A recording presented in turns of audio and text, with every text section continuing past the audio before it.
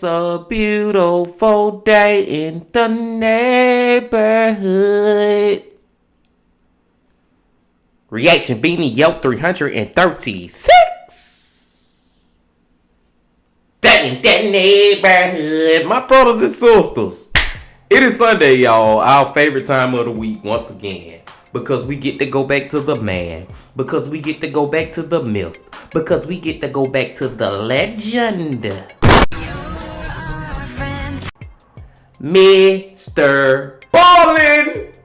MrBallen Sundays, y'all. Hope y'all doing excellent out there today. And I'm glad that you came on back to the channel once again to fuck with the bean.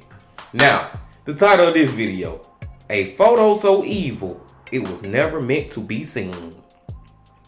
Now, this photo, whatever the hell MrBallen is talking about, man, I'm thinking like it gotta be something like this photo captured somebody being killed. Like literally, as soon as somebody got shot in the head or some got stabbed in the damn stomach and guts falling out, this is when the photo took place. You know what I'm saying? Like, we know it gotta be something crazy, y'all. This is MrBallen that we dealing with, man.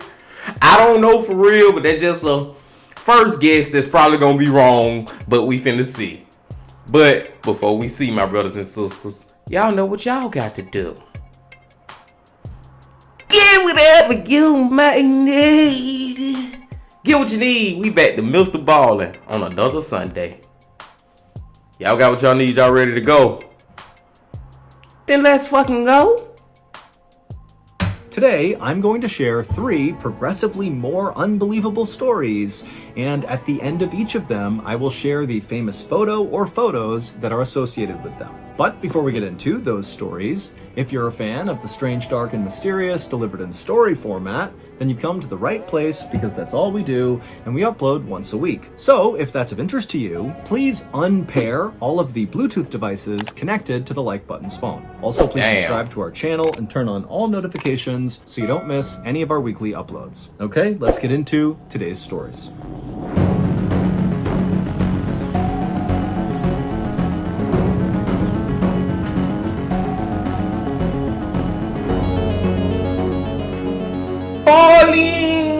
Early on the afternoon of October 12, 1960, a 17-year-old high school student named Otoya Yamaguchi stood alone in his brother's house in the city of Tokyo, Japan, waiting for a tea kettle of water to boil. It was a Wednesday, so Otoya should have been at school, but that day he had gone to school and then snuck out a side door during lunch. More and more often these days, Otoya was feeling like school was kind of meaningless. It was hard for him to sit in history class and watch all of his classmates diligently take notes when, in Otoya's mind, he felt like all the real history was happening outside of the classroom. Just then, the kettle on the stove began to whistle, which meant the water was boiling, and so Otoya grabbed the kettle, he took it off the burner, and he poured it over a tea bag in a cup. And as Otoya began to stir his tea, he began to go over what he was going to do later that day. It was undeniable that Otoya had a very difficult afternoon in store. He had a meeting with a person who was very important, and during this meeting, Otoya would have to deliver some very bad news. In fact, this news was so bad that Otoya had decided what he was going to do was literally write down this bad news and hand deliver it. Now, Otoya had not quite figured out what he was going to write, but he knew whatever it was, it would have to be perfect. For months now, Otoya had been trying to articulate this bad news that was really weighing heavily on him to his peers and to adults and to anybody who would listen, but nobody took Otoya seriously. Adults would look at Otoya and think, oh, that's just some kid, what he's talking about can't be serious, and when Otoya would talk to classmates, they would just kind of laugh at him. Otoya frowned and he looked out the window and he thought to himself, you know, maybe this whole time I've been coming off as too angry when I talk about this bad news. Maybe I need to change the way I talk about it to sound more sincere. And as Otoya was thinking about this, he suddenly thought, oh my goodness, I know exactly what to write. And so Otoya abandoned his tea and ran over to his brother's desk. He grabbed a piece of paper and a pen, and he started writing. Over the last year, Otoya had felt like he had really grown up and really started to find his true self. He had been raised in a very strict household. His father was a colonel in the Japanese military, and he expected Otoya to be obedient and polite, and so that was what Otoya had done. But a couple of years earlier, Otoya had managed to secure a spot in a high school in Tokyo, far from where he had grown up, far from his father, and Otoya was really excited. He felt like going to this high school in Tokyo would finally allow him to kind of get out from under his dad's strict authoritarian rule. And his father had let him go to the high school in Tokyo, but after only a couple of weeks, it turned out Otoya's father had decided, nope, I don't want you to go there, and he had insisted that Otoya come back home and go to a Catholic school closer to their hometown. And it was at this point that Otoya, for the first time really in his whole life, he decided to push back against his dad. And so even though Otoya did come home, he did go to this Catholic school, as soon as he was home, he began constantly begging his dad to let him return to Tokyo, let him go back and live with his brother who lived in Tokyo, and let him go to the high school that he loved. And eventually, surprisingly, Otoya's father relented and said, okay, fine, you can go to Tokyo, you can do what you want. Okay, I'm trying to figure it out, y'all, before we get to it. But what the hell is this bad news that Otoya got that he trying to let everybody know? And I'm finna sound crazy when I say this, but like I said, y'all know this MrBallen, so we gotta talk crazy. Otoya didn't fucking kill somebody, man, and he trying to let people know about it, and don't nobody want to listen, or ain't nobody trying to hear him. But it's gonna be some groundbreaking shit that he say. Maybe he didn't kill nobody, but whatever he got, whatever this news is finna be crazy, man. And I feel like somebody's life is in danger with this news, at least. And so Otoya had been totally overjoyed. He had returned to Tokyo, gotten re-enrolled in the high school. But after only a couple of months, Otoya had kind of lost interest in the school, and instead his focus had now shifted to politics. Otoya's brother, who Otoya lived with in Tokyo, was very into politics, and he was always taking Otoya to speeches and rallies, and very quickly Otoya had gotten into it. And eventually, Otoya began to think that his purpose in life was in politics, and he just didn't like the idea of having to wait until he graduated from high school to pursue that career ambition. But when Otoya brought these ambitions up to anyone who would listen, no one took him seriously. They looked at him as a skinny, scrawny, kind of meek little guy who was not going to make a difference in the world. But Otoya begged to differ. By now, Otoya was almost done with this note he was writing, and so he looked up and he checked the clock. He saw it was 2 p.m., which meant he really needed to get going soon. He was going to go to a political debate at the Hibiya Public Hall in downtown Tokyo, and the very important person he was going to meet and deliver this bad news to was going to be at this debate. Otoya took one more look down at the note he had just written, and he read it over a couple of times, and he realized he was missing one more line at the bottom. And so he leaned down and he wrote, quote, "I can't forgive you." Feeling like he was done, he folded up the note, put it in his pocket. He stood up, he grabbed his school uniform jacket and put it on, and then he grabbed this package that he had got from his father's house, and he put it under his arm, and then he headed out the front door. What the hell Otoya mean by "I can't forgive you"? Now that make me feel like he going to this place to kill somebody. You know what I'm saying? He going to this damn wherever he going, and he gonna kill somebody in front of everybody because he can't forgive this certain person. He gonna read this letter out, and then he gonna kill whoever the fuck he wanna kill. In this, I don't freaking know, man. But that's what it sound like. What the hell you mean by "I can't forgive you"? Who is he talking about? Let's see. Otoya always loved the walk downtown. The hall where this debate was going to take place was near the Imperial Palace, and it was this big, imposing building with a terracotta and stone facade that always inspired Otoya every time he saw it. When Otoya arrived at the hall, he saw loads of people streaming in through the front doors for this debate, and so Otoya joined them and made his way inside, and he moved towards the back of the auditorium, and then he began scanning the audience. And he saw there was at least 2,000 people inside, happily chatting and laughing and waiting for this thing to start. But all Otoya could think about was where this person was that he was going to be meeting, because as he was looking around, he didn't see them. At around 2:45 p.m., the moderator of this debate walked up onto the stage down in front. He went to the podium, he grabbed the mic, and he began telling the audience to take their seats and to be quiet, and then he began to explain the rules for this debate. Otoya, at this point, was really only half listening because he was still looking all around the inside of this hall for this person he was going to meet. Where are they? They're not here. 15 minutes later, at around 3 p.m., the moderator left the podium and a new speaker came out on stage. He was a politician named Inajiro Asanuma, and he was the chairman of the Japan Socialist Party. But when he began to speak and all the thousands of people in attendance leaned in to listen, Otoya was totally not listening because he could now see the person he was going to meet had arrived.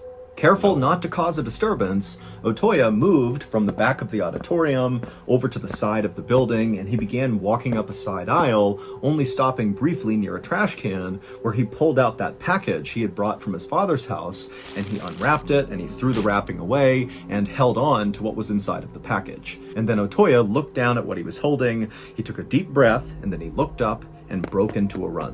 What happened next was broadcast live on television all across Japan, and by that evening, the footage had gone so viral that it was basically all over the world. A photographer who happened to be in the crowd of people watching this debate also happened to take a very iconic photo of what happened next involving Otoya, and that photo would actually go on to win the Pulitzer Prize in 1961. The Pulitzer Prize is a really big deal. It's the most prestigious award for journalism. It would turn out the very important person that Otoya was supposed to meet inside of this hall during this debate was in fact the speaker on stage at 3 p.m., Inajiro Asanuma, the chairman of the Japan Socialist Party. And the package that Otoya had brought from his father's house to this meeting was a samurai sword. And so after Otoya unwrapped the sword, he took a deep breath and then ran up on stage, charged to the podium, pulled back the sword, and plunged it into Asanuma's torso before he could do anything. And the photographer out in the crowd, who would win the Pulitzer, happened to snap a photo right as Otoya was pulling the sword out of Asanuma and getting ready to stab him again. Onlookers would immediately rush the stage and tackle Otoya, but the damage was already done. Asanuma would pass away from his injuries within the hour. It would turn out Otoya, ever since moving to Tokyo, had become a radical right-wing ultranationalist. The note that Otoya had carefully penned and then folded up and put in his pocket before carrying out this assassination basically just said that Otoya did not hate Asanuma personally, but Asanuma was slowly transforming Japan into a communist country, and so Otoya could not forgive him for that. And so Otoya decided he needed to act. Otoya was a...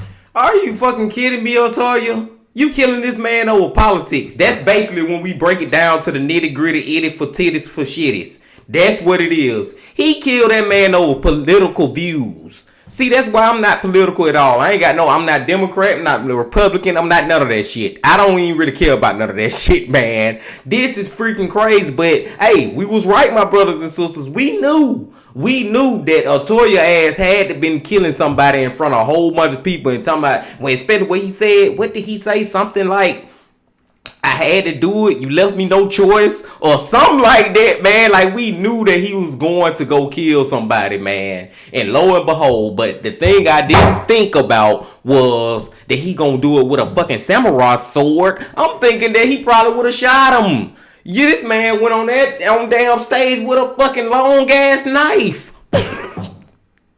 Crazy, man. Crazy. Immediately arrested, but 2 weeks later, while he was in prison, he would take his own life. Wow. There is exactly one YouTube channel that I personally religiously follow.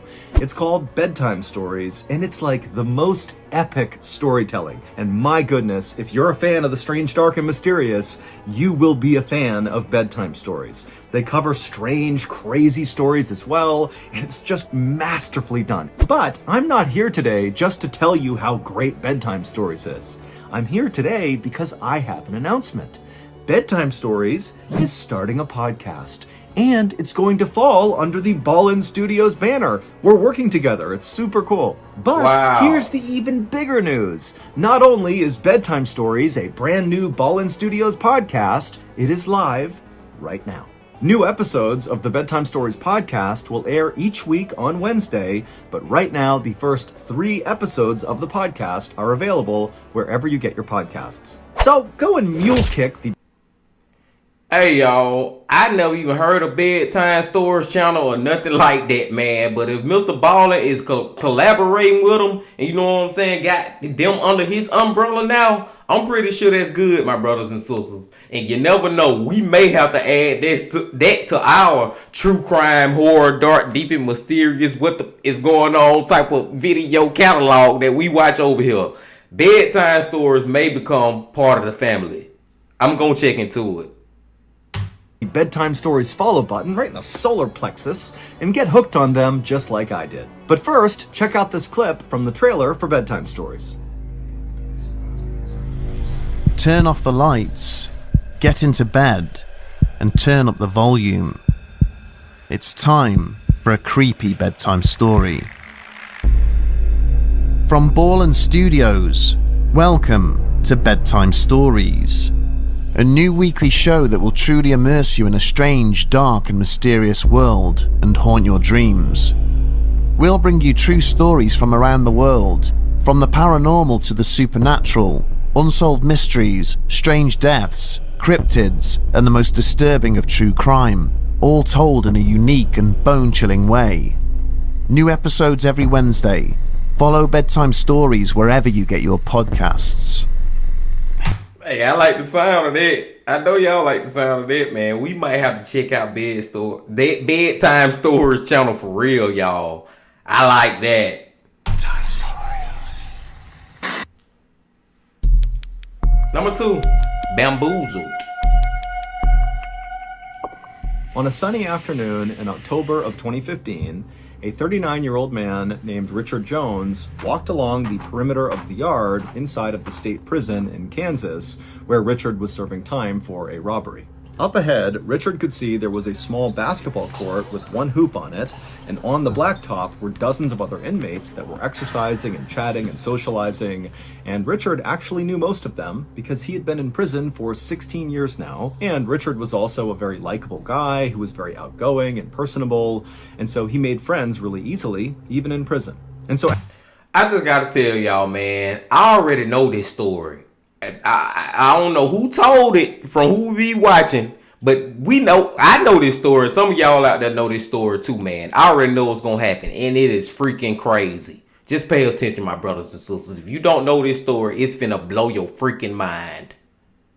as Richard continued his walk in the direction of the basketball court, he saw one of the guys on the blacktop broke free from the group and began moving towards Richard. And Richard immediately recognized who it was. It was his good friend, Steve. And Richard was about to give him a friendly wave when he noticed Steve looked really mad. And so Richard actually just stopped and stared at Steve as he slowly approached him. And as he got closer, Richard could see Steve's fists were balled up and his face was in a scowl. I mean, Steve looked like he was coming over to fight Richard. And so when Steve got about 10 feet away from Richard, Richard actually spoke up before Steve could say anything. And he said, "Steve, what's going on? Why are you so upset?" Steve was kind of a hothead, and Richard knew that. But a lot of times, even when he got mad about things, it would blow over really quickly. And so this was kind of routine, but Richard just couldn't think of a reason for why Steve would be mad at him. And so Steve walks right up to Richard and he goes, "Oh, so now you want to talk to me?" Richard was immediately confused and kind of turned his head sideways and was like, "What?" Steve stared at Richard, kind of expecting Richard to eventually apologize or something, but eventually he noticed that Richard really was not sure what he was talking about. And so Steve was like, "This morning, I went up to you at the cafeteria line, I tried to talk to you, and you completely blew me off and walked away in front of a big group of people. That really embarrassed me and made me look bad." And Richard was like, "I have no idea what you're talking about. I didn't even see you this morning. I don't know where this is coming from." Steve was not buying it, and he was like, "Richard, I know it was you. I saw you this morning. I spoke to you this morning. You did that." And Richard was like, "No, really, Steve, I'm sorry. I have no idea what this is about." And so these two continued to go back and forth on this. And then at some point, they both kind of noticed that they were drawing lots of attention because they are in prison, and any sort of confrontation immediately draws eyeballs. And so when they noticed other inmates were kind of beginning to walk over to see what was going on, and the guards were starting to notice, Steve just said, "You know what, Richard, fine. I guess I must have made a mistake. No big deal." And he turned and he ran back to the basketball court. After Steve had left, Richard continued his walk around the perimeter, but that exchange with Steve had really weirded him out, because this was actually not the first time something like this had happened. It all started a month ago when an inmate that Richard didn't know came up to him, like he definitely knew him, and said to Richard, "Hey, how's your grandmother? I heard she fell down, is she okay?" And at first, Richard was like, "Wait a minute, is my grandmother okay? Did she fall?" But then Richard eventually realized that this inmate thought Richard was someone that he wasn't. Now, at first, Richard thought this was just kind of like a weird one-off event, but every few days after this first time, something else would happen. Either an inmate who Richard didn't know would come up to him and be really friendly with him, as if they knew Richard, but Richard clearly didn't know them, or someone Richard did know would come up to him and accuse him of odd behavior that Richard couldn't remember doing, like the interaction he had with Steve when Steve came up and said, "You snubbed me in the lunch line." And so after Richard's interaction with Steve, Richard began to think, wait a minute, is someone screwing with me? Is that what's been going on? The next morning, during breakfast, Richard decided not to sit where he normally did, and instead he sat on the very far side in the corner of the cafeteria to basically just be able to people watch all the people inside the cafeteria. And then that afternoon, when Richard was outside, instead of walking around the perimeter like he liked to do, he just sat in a central location and just constantly scanned the whole yard. Now, Richard didn't really know what he was actually looking for. He just figured, maybe I'll see something suspicious, I'll see someone staring at me for too long, or I'll see someone I don't know talking to my friends. Something will tip me off to what's been going on for the past couple of weeks. And see, Richard at the point right now, and we have been there before too, in some kind of way, not to this extent, but we have all been there where you feel like people coming to you with some crazy shit to the point where, and you thinking like everything is straight, but they coming to you telling you no, everything not straight, and they start to make you believe that you are crazy, you the crazy one. That's what Richard going through, man. People coming up to him, not accusing him, that's the wrong word, but saying, hey, remembering him from places and associating him with things and people that he don't remember and don't have no recollection of. It started to make him go crazy, like, okay, am I the crazy one? Maybe I did associate with this person that you associate me with. You know what I'm saying? It's a situation where people at first you started to think people are crazy from what they telling you, but as more and more people over the time keep telling you this shit, you start to think, no, maybe I'm the one who crazy, and maybe they the one who telling the damn truth. That's what Richard going through right now, y'all. But just keep watching now. Keep watching, because I know this story from somewhere. But despite all this careful people watching he was doing, Richard didn't see anything suspicious. Until 1 week after the interaction Richard had with Steve about snubbing him in the lunch line, Richard was sitting in the cafeteria again when he noticed something very strange on the other side of the cafeteria. And when he saw it, he just stood up and stared, and he felt his heart starting to race faster, and he felt his breath speeding up, and Steve actually was sitting next to him and said, "Hey, Richard, what's going on?" And Richard couldn't even find the words. He just raised his arm up and pointed to the other side of the room.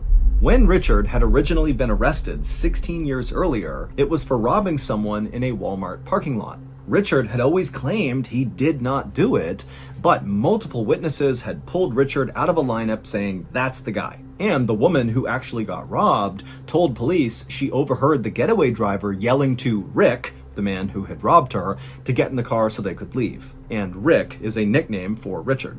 Richard had insisted he was at a barbecue in another state at the time of this robbery, and so it really couldn't have been him, but the evidence was just overwhelming, and so eventually he was convicted.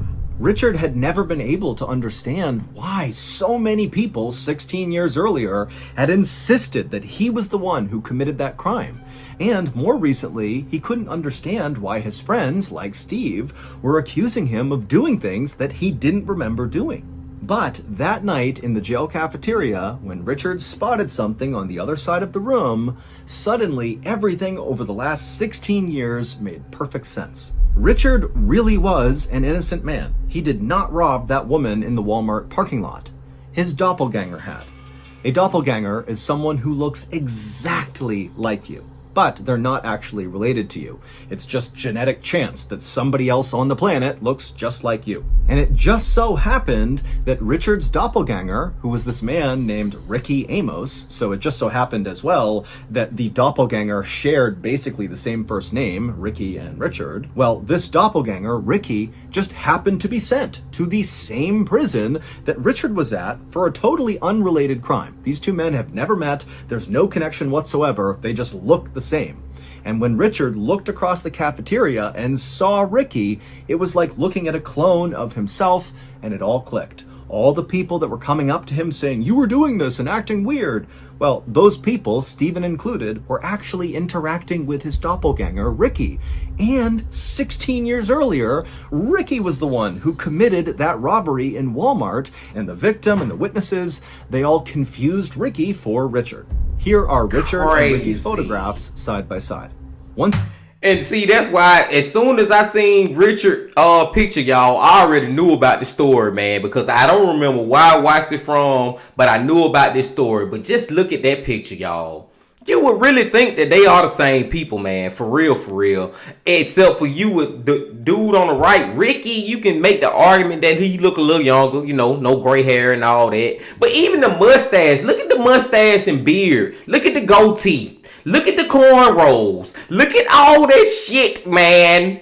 That is literally a doppelganger for real. It's close to you can get to one, man. And it's just crazy that 16 years of Richard's life was wasted because they thought he was fucking Ricky. And then just the possibility of Ricky going to the same prison that Richard was. Just the possibility that Ricky and Richard sound so much alike. This is freaking crazy. Even though I knew the story, just thinking about it, it still blows my mind, my brothers and sisters. What is the chances of this shit happening?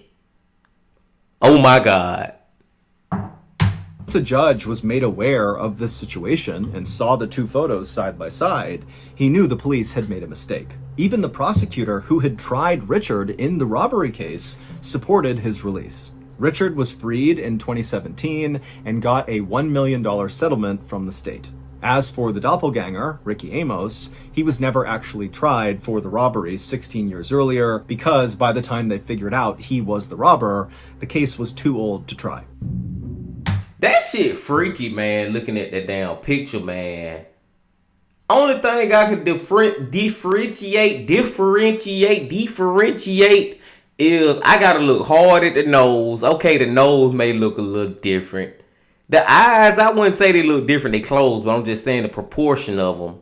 I can't even say they look different. The ears, you gotta look hard. I don't know, man. You just look at it, man. I can honestly see how they made that fucking mistake. And I'm glad that Richard got some money out of this, but it will never get them 16 years back that he spent in prison off a crime that he never did. Wow. Let's keep going.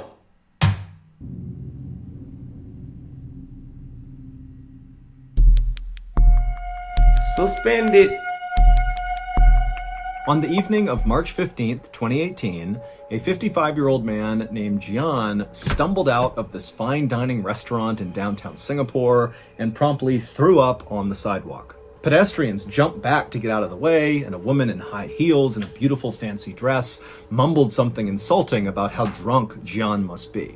But Gian was not drunk. He was totally sober, and now he was absolutely mortified. Gian was actually a businessman who was attempting to impress his clients at dinner, but as he had been sitting at the table with his clients, he had started to feel this pressure in his chest that became so intense that at some point he just had to get up and run outside and vomit. And so after Gian had stood up and wiped his mouth, he thought, now that he had been sick and thrown up, that he would feel better. But as he was standing there, he noticed the pressure in his chest had not been relieved at all. And so, as much as Gian wanted to stick around and talk more with his clients, he felt like the only thing he could do now was to go in and politely excuse himself for the rest of the night and just go home and sleep off whatever was going on with him. But when Gian went back into the restaurant and was actually back at his table, before he could even say a sentence to his clients explaining the situation, he was turning around and running back outside and vomiting on the street again.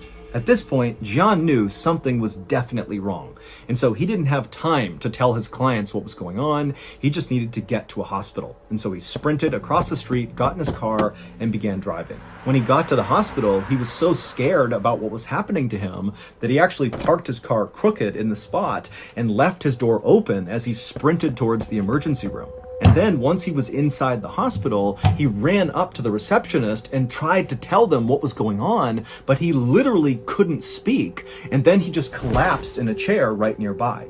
Now, the hospital was extremely busy, but all the nurses could tell, whatever was going on with this man, it could not wait. And so they ran over to him, they lifted him up, they put him on a stretcher, and they wheeled him into a private exam room. And then once he was in there, they began taking his vitals, and also they began assessing him, looking for some sort of trauma on the outside of his body that could explain what was going on with him, but they couldn't find anything. And so after they were sure that Gian was stable, he was breathing okay, his heart rate was okay, he just couldn't speak, but he was going to be okay, the team decided that the next thing they should do would be to give him a CT scan. A CT scan is a specialized type of imaging that can show what's going on inside someone's body. It's like a really detailed X-ray. And after they gave Gian a CT scan, his results were baffling. There was this solid, fairly large, white object that was lodged at the base of Gian's esophagus. Your esophagus sits below your throat and above your stomach. It's basically the tube that food goes through to get to your stomach. But whatever was stuck inside of Gian's esophagus was not something that looked like food. It actually kind of looked like a human hand. Now, the doctors had no idea what this thing was, and you gotta remember that they really don't have much information here. All they know is this middle-aged guy who's dressed really well has come running into the hospital, he can't speak, and he's collapsed. And here we are, he has this obstruction in his esophagus. And so even though the doctors really had no idea what they were dealing with, what they knew is they had to get this foreign object out of Gian. Do y'all think that's really a hand down in his esophagus, or is just some kind of foreign object? And do y'all think that he actually purposely swallowed this? Do he even remember swallowing it? Like, how in the hell it get down there, bro? What the fuck? So they wheeled Gian into the operating room for emergency surgery, and then at some point a doctor came in with this long skinny tube that had a camera at the top of it. Their first step for this operation was putting this camera down into Gian to see what this thing was that was stuck inside of his esophagus. And so after Gian was prepped for surgery, the doctor with this camera began snaking it down Gian's throat until finally the camera could actually see this white object in his esophagus. And when the camera revealed what this thing was, the entire medical team in the operating room just gasped. They could not believe what they were looking at. To understand what they were looking at... Hold the fuck up! Time the fuck out. Now this might be stupid as hell what I'm finna say, my brothers and sisters. But that's what I do. I talk crazy over here. Now, what that just looked like. Hold on, time out. I don't usually do this on our videos, but I'm gonna do this right here. Because I want y'all to see what I'm talking about. Camera I just want y'all to snaking see. it down Gian's throat until finally the camera could actually see this white object in his esophagus. And when the camera revealed what this thing... Now pause it right fucking there. Pause that shit right goddamn there. Now call me crazy, call me dumb, call me trying to be funny, call me trolling, call me just me. I believe John swallowed a live octopus. Don't that look like a mini octopus and down in his throat? I'm talking about, look at all, don't them look like tentacles and shit? I know this might be the craziest shit ever, y'all. But oh my God, that shit look like what I'm looking at. MrBallen, please tell me it ain't so. But let's go. Was. The entire medical team in the operating room just gasped. They could not believe what they were looking at. To understand what they were looking at, we have to go back several hours. That night, Gian had decided he really wanted to impress his wealthy clients. And so he had decided to take them to this very special restaurant that none of them had been to, and he wanted them to try a very special and very rare dish that this restaurant sold. It was called sanakji.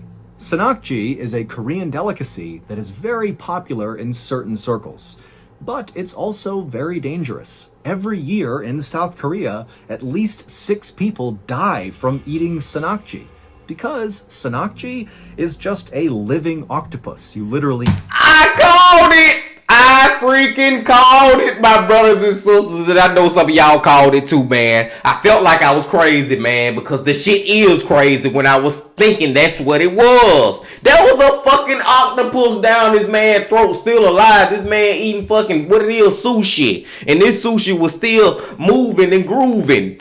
What the fuck? eat the octopus as it's moving around, and the risk of it getting stuck in your throat is pretty high. And so as Gian is trying to eat this living octopus, the octopus decided it didn't want to be eaten, and so it flailed its tentacles around, and finally its suckers lodged onto his esophagus, and that's where it stopped. Now, we don't know how long this octopus remained alive inside of Gian's esophagus, but we know it was alive at least for a little bit, because after Gian managed to swallow it down, it kept wriggling around and grabbing and trying to escape, and that's what created that intense pressure in Gian's chest and kept causing him to go vomit. And so when the doctors put that camera down Gian's throat, they saw a whole octopus. The octopus was removed from Gian's esophagus, and 2 days later, Gian was discharged, fully recovered. It's unclear if Gian ever tried sanakji again. Ugh! At 4 a.m. on a winter day in 1993, a 50-year-old man named Joe walked down a dark hallway inside of his farmhouse in Kentucky. As he moved, he did his best to be as quiet as possible so as not to wake up his wife or son, who were sleeping nearby. But when Joe got about halfway down the hall, he happened to look inside the family room, and he thought he saw something moving. He strained his eyes to see who it was, thinking maybe it was his wife or son who had gotten up for some reason, but he just couldn't tell. However, as Joe stared into the darkness, he heard the sound of floorboards creaking inside the family room, and then before Joe could do anything, the thing he had seen moving was now rushing straight towards him. Hours later, Kentucky State Police would arrive at Joe's house, and what they would discover there was a monstrous crime that literally had never been committed before in this part of Kentucky. Wow. Y'all fuck with MrBallen, man. Everything MrBallen, y'all fuck with him, man. But Jesus Christ, man, thinking about that shit, alive octopus going down your fucking throat, just squirming and all that shit. Oh my God. That's why I don't like sushi any damn way. And that's just another reason why I would never even try to attempt to start to like sushi, man. Hell no, I don't want to eat nothing that's not well done. I don't eat my steaks raw, and I'm not finna eat a fucking fish that's fucking raw, fresh out the water. Fuck that shit. That was crazy, my brothers and sisters. And I knew it, because I'm looking at the picture, I'm like, bro, that's a fucking octopus in that man's throat, man. That was crazy, y'all. That last one took the cake. That last one took the cake. That second one. The second one was what? Oh shit, my brothers and sisters, I gotta see. Excuse me, but I gotta see, man. This ball be blowing my goddamn mind around here. So let's see what it was. Oh yeah, the second one.